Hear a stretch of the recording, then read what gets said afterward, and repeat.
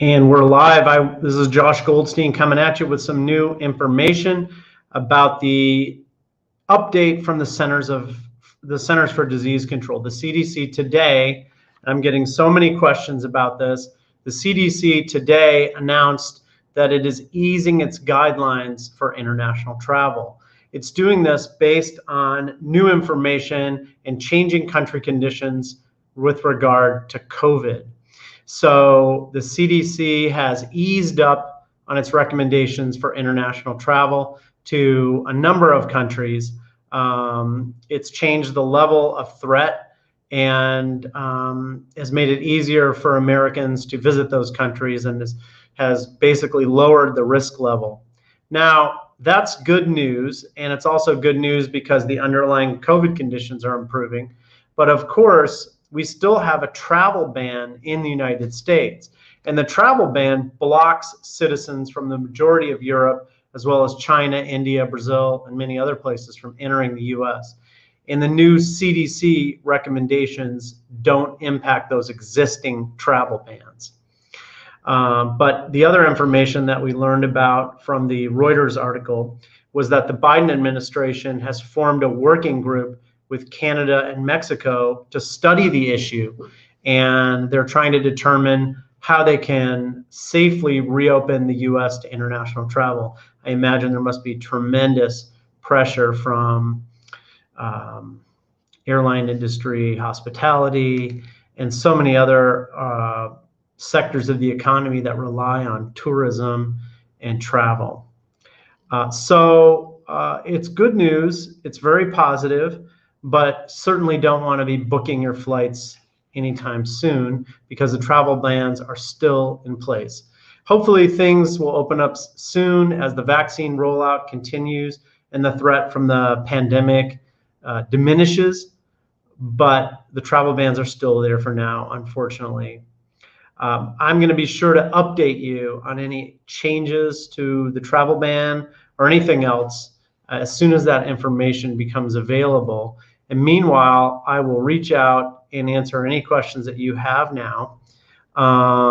Looks like we have a friend of ours from YouTube coming on, Sim Shot and Beauty. Hope you're doing fantastic. DeAndre on Facebook coming in from Jamaica. Hope you're doing well. Let me know what questions you have. Any questions about travel bans? Any questions about what the CDC did? I know this impacts a lot of you. There's a lot of couples that we work with who are separated by the travel ban. There are a lot of clients seeking visas from travel ban countries. That's another issue. Let me know what I can do to help. I'm here for you, here to answer any questions that you have. I just wanted to hop on because I'm getting so many questions about what's going on. Here we have Bobby Joe Hunter. Yeah, it seems like the rumors in London are that the consulate there is closed, and I don't know exactly what that means. I take this information with a grain of salt, but we just have to kind of block out that information and plow forward, keep filing cases, keep challenging the delays, and trying to get great results from people who are impacted by the delay. But it's not an easy situation, not easy at all. I've gotten a number of calls today from people wondering about the CDC, what they were doing, and I wanted to hop on and try to answer those questions. Simone from South Carolina, thank you for tuning in. I appreciate that. Hope everybody's doing fantastic. We got some great results for people this week. I've got a number of visas approved. Marriage-based green card, got a naturalization case approved just the other day. And it's always so good to get those kinds of results for people and know that you're impacting people's lives and changing them and improving things for the better. Makes me feel really proud to help people in that way. It's just an interesting thing to do to allow people to achieve their objectives and reach their goals and be a small part of people's success. Makes me very proud and happy. Let me know what other questions you have. I just thought I'd jump on and answer them. I'm going to be here. So if you need anything, I'm here for you. Let me know what questions are on your mind about immigration or anything else. I want to talk a little bit more about immigration interviews. I'm making a series of videos right now about how you can crush your visa interview or your naturalization interview or any other kind of interviews. And I think really the most important thing when it comes to interviews is to have the right mindset. Let me explain what I mean by that. Sometimes people think that the interview is like where you're going in for a fight and you're trying to like argue against the officer, and you're thinking it's going to be an adversarial situation. That's really not the way I see it. I see the interview as an opportunity to persuade the officer that you deserve to be approved. And so really, I think the correct mindset is that you want to do whatever you can to convince the officer that you deserve to get approved. Instead of, sometimes people say, well, the officer asked me for this document. Do I really need it? Is there a way that I can get away without bringing that document in? Well, how can they do that? This isn't fair to ask me that question. And, that might be true. But on the other hand, I think what I want to focus in on is, how do we give the officer what she wants? How do we do that? That's the approach that I take, whatever it takes to get approved. Armando's Meticulous Auto Detailing LLC, aka Rocky. Hope you're having a great day too, my friend. Any hope for an 01 renewal denial? Ooh, sorry to hear that happened.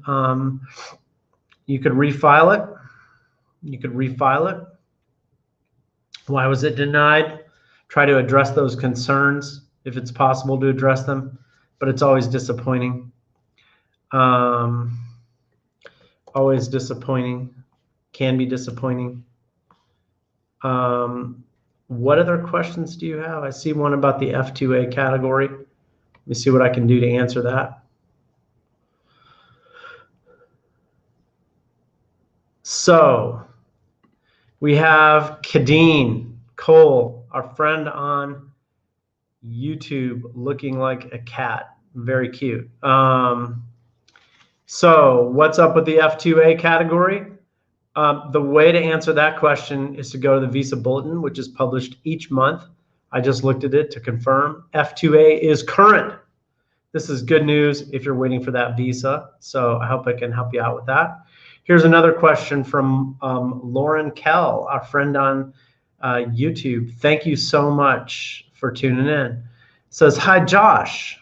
How much is too much evidence when submitting the AOS package? So how much evidence is too much evidence when submitting an adjustment of status package? So you're applying for a green card, and I don't know what the basis of the green card case is, but I guess the question is, why are you worried about submitting too much evidence?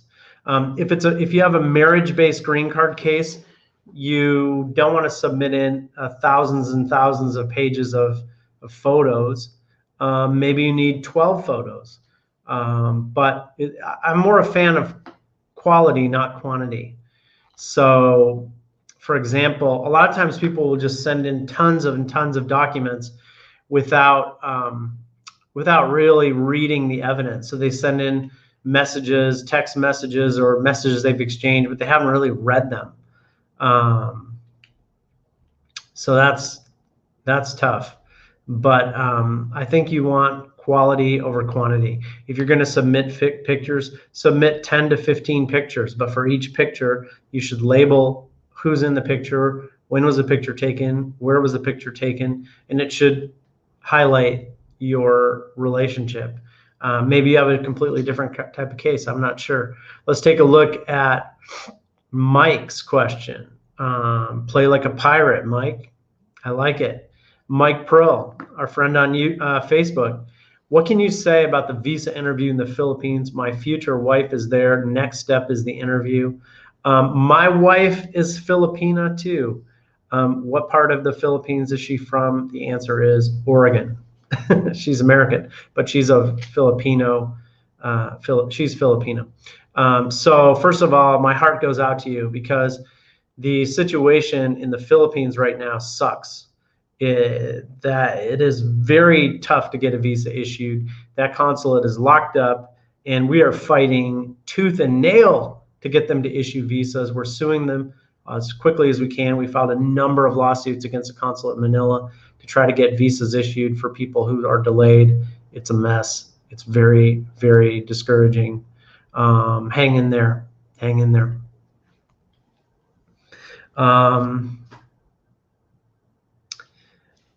Here is Alexis. Hey, Josh. First of all, Alexis, thank you for tuning in. I really appreciate that. I popped in on short notice. I wanted to answer questions for you. Says here, hi, Josh. Quick question. I have an upcoming appointment for my K1 visa in Santo Domingo this month. What should I bring with me just in case they ask for more evidence? Okay, so Alexa, thank you for your question. What documents should you bring with you? Let me give you some general advice. First of all, they only want to see paper. So you can't just show them a picture on your phone. You have to bring in pieces of paper. Second thing is, if you have any doubt in the world about what documents to bring, just bring the information. So if you're holding up a piece of paper, and this is what I tell all my clients, if you're holding up a piece of paper and you look at the paper and you think, should I bring this to the interview or should I leave it at home? Just bring it with you. How do you know, it's better to bring it with you and not need it than to leave it at home and put yourself in a situation where they ask for a document, you don't have it. Specifically, so one of your goals at the interview is to have every single document they ask you for and to make sure that you leave that interview and they don't have, and there's no situation which they've asked you for a document that you don't need. Now, specifically, what documents should you bring? They probably gave you a specific list. I think a good general piece of advice is to bring all civil documents, marriage certificates, birth certificates, divorce certificates, death certificates, children's birth certificates, all of these things in their original form with a professional translation. You want to bring all these sorts of documents with you. Criminal, if you have any criminal matters, you want to bring a record from the court, certified by the court. Bring all these things. I bring those in triplicate. If it's a marriage-based case or a fiance-based case, you want to bring proof of your relationship, that you have a genuine relationship, photos, financial records, proof that you've spent time together, that you've lived together, that you've exchanged gifts, or that you've traveled, but mostly financial records. I know that's not easy, but those are some thoughts that I have for you without knowing anything about your case, just in general. Here we have a question from a Facebook user. It says, hey, Josh, what is the difference between internal administrative process and mandatory administrative process? Before, when I send an email to the consulate, they used to say your case is under administrative process or mandatory process, but last time they said your case is in internal immigration administrative process. So what's the question? The question is, what's the difference between internal administrative process, mandatory administrative process? The answer is that these terms are meaningless. I think the term administrative processing is meaningless. I think it is a bunch of nonsense. All administrative processing means is that you had a visa interview and you haven't been denied, you're just stuck. So it's just a fancy word for saying stuck. And whether there's a difference between internal administrative process and mandatory administrative process, I don't think it means anything. I just think all it means is you applied for a visa, your case is stuck, you're waiting for a decision. That's it. Here's a question from King of the Road C6. That is a beautiful looking car on your profile. I wonder what kind of car that is. Maybe it's a Corvette. Maybe it's something cooler. Very nice. King of the Road C6. Hold on 1 second. I'm gonna. Looks like a Corvette. That's my guess. All right. To your question, how long does it take to get a response for a mandamus declaration?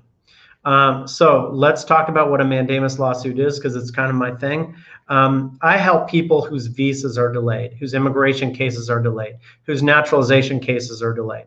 And I help them do that by filing a lawsuit against the agency. The agencies have a mandatory legal obligation to make a decision within a fixed period of time. And when they don't do that, you can sue them to get your case processed quickly. And that's where I come in. I love fighting to help people get the benefits that they deserve. And the question that you have is, how long does it take to get a response? It's hard to say, and it depends on a lot of factors. It depends on which judge you get. It depends on which court that you file in. It depends on what type of case you have. It depends on where in the process your case is at. If you're stuck at the USCIS level, it's going to take longer to get approved than if you've already had a visa interview. So there are all these factors that come into play. And I mean, my best results, I've gotten cases approved in 8 days. That was my best result. But you know, I've had other cases that have dragged on for a long time, and my clients are more disappointed by that. So I think a good rule of thumb that I'm giving people now is it takes roughly 4 to 6 months. Some cases take 2 months or less. Some cases take more than 6 months.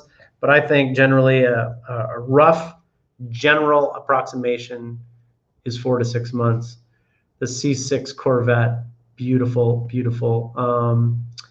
I drive a not very cool car, but I have kids, so the Corvette is pretty cool. Pretty cool. Here's a question from Veronica Duarte. Thank you so much, Veronica, for your question. Thank you for tuning in. I'll try to answer your question as best I can. It says, how long does it take to get a K1 visa take? I'm from the Dominican Republic and my boyfriend is American. Well, first of all, before I answer your question, congratulations, felicidades. Congratulations on getting engaged to get married. That is super fantastic. I'm so happy for you and happy for him. And this is great news. So the question, how long does it take? I don't think anyone can confidently predict how long that particular case would take right now, because it's very difficult to predict during the pandemic. We still have the after effects of having Trump as president. Before the pandemic, I would say a fiance visa would take about 1 year. About 1 year. So now that we have, we're coming out of the pandemic, we have all the other factors, it might take longer than that. I would say this, the events of the past 18 months have demonstrated to me that the fiance visa, the K1 visa, is treated with disrespect. It's like a middle child. The immigration system doesn't give it any love and respect. And if there's any way that you and your boyfriend can get married, maybe he could travel to the Dominican Republic and you could get married and you could do the case based on marriage. That might be something to consider, because marriage-based cases seem to be treated better under for the last couple of years than have been the K1 visa. So that's a few general thoughts. Some comments from Mike. Should I fly back to the Philippines this year to show her that I do love her and that I'm real? Man, my heart goes out to you. I can't tell you what to do. That is tough. But I wish you well. And if there's anything specifically I can do to help you, reach out to me. Here's a question from Frank. Can I ask for LGBT asylum in the US? I'm here with my B1 visa. So Frank, first of all, thank you so much for your question. Thank you for tuning in. Let me talk a little bit about LGBTQ asylum. First of all, my law firm and I are very much pro LGBTQ. We are very friendly. We love working with same-sex couples, and I've been doing this a long time. I'm really proud that one of my reviews said that our firm was friendly to LGBT community, and you know, I'm really happy about Pride Month, and helping same-sex couples navigate all this hassles is something that I take a lot of pride in. Now, to answer your specific question, asylum is based on a well-founded fear of persecution in your home country based on race, religion, national origin, or membership in a particular social group. And if you're gay, and being gay would expose you to persecution in your home country, then that would be a valid basis for an asylum case. One thing to keep in mind is that generally, there are exceptions to this, but generally you're required to apply for asylum within 1 year of arriving in the United States. So what I would say is, if you've been here for less than 1 year, that 1 year date should be something that you should take very seriously, even though there are some exceptions to it. But think about that. Those are my general thoughts on asylum, without getting into the details of your situation. Thank you very much. Oh, that's great. That's fantastic. I'm glad it helped. I'm glad it helped a lot. Algún día tengo ganas de visitar a la Dominica. Algún día. Ojalá.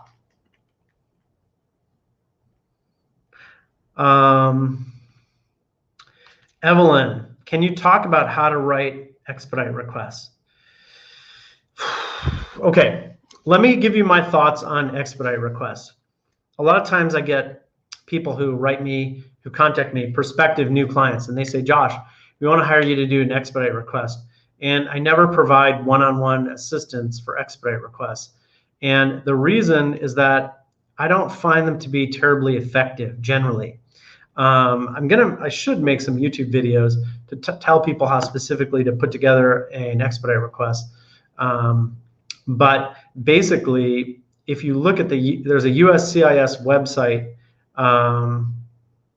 There's a USCIS website that outlines the guidelines for expedite requests, and they're very narrow. There's humanitarian grounds. There's extreme financial loss, some sort of compelling equity. And what you need to do is you need to prove that if your case is not processed and approved quickly, that you're going to suffer some serious harm. And what's important is you have to prove it. Like, for example, if the reason that you need to travel is because you have a sick relative, well, first of all, you have to prove that they're sick. So you need medical records. And secondly, you have to prove that you're related to the person. If you say it's your grandfather or your father, you have to prove that. So you need some sort of supporting document that's going to establish everything. You should assume that whoever's going to review your expedite request is going to be quite skeptical of that request. So I think that that's another tip, is like you really should document these carefully.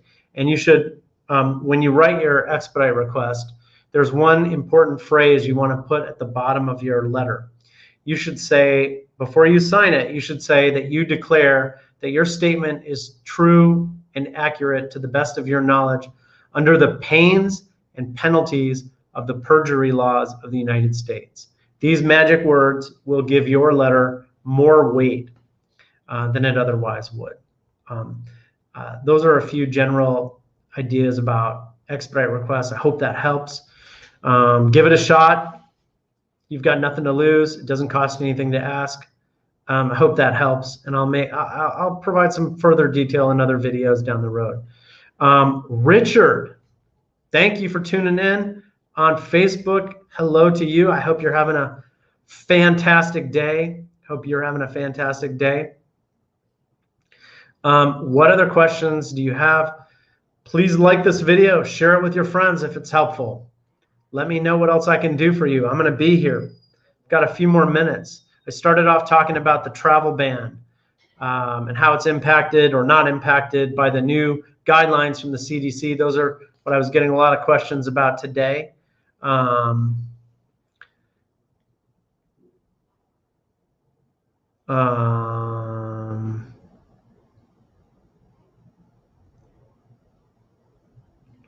Let me just see here.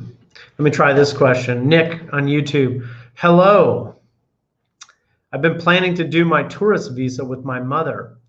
Is there a problem if I later go alone and the details we gave don't match where I'm going?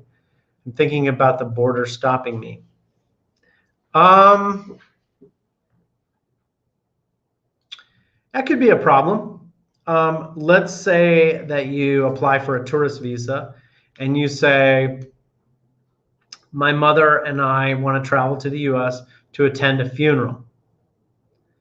And they give you and your mother the visa. Well, instead of going to a funeral with your mother, you travel on your own to New Orleans to party in the French Quarter. That might look kind of funny, right? It might look like you weren't really telling the truth when you applied for the visitor visa.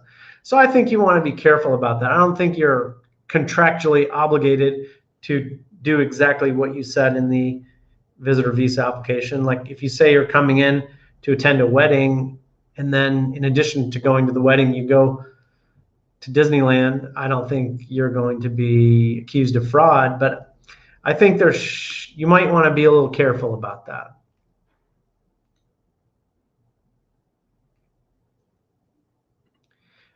Hey, Josh, can you file for a pardon in immigration if you've been convicted of an aggravated felony of 500 grams of cocaine? Well, I think you're going to need a pardon from someone. Ooh, there's a dog barking in the background.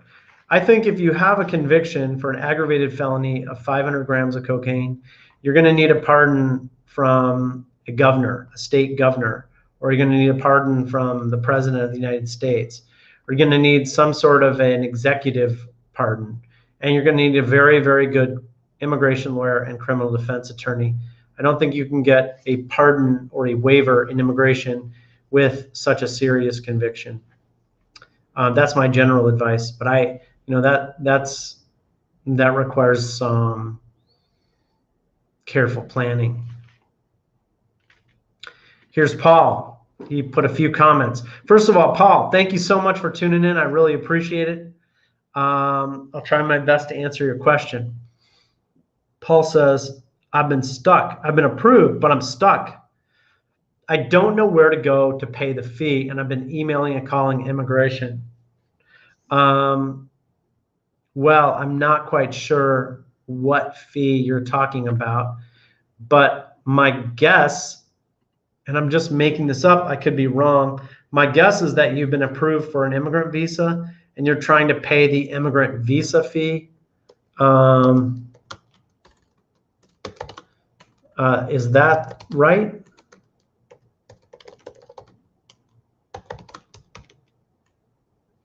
Is this right, Paul?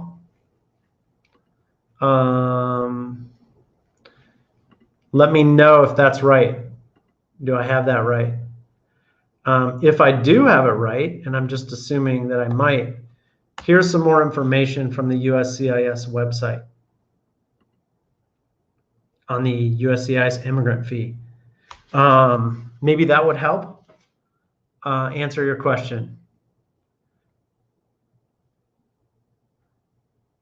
Hope that helps.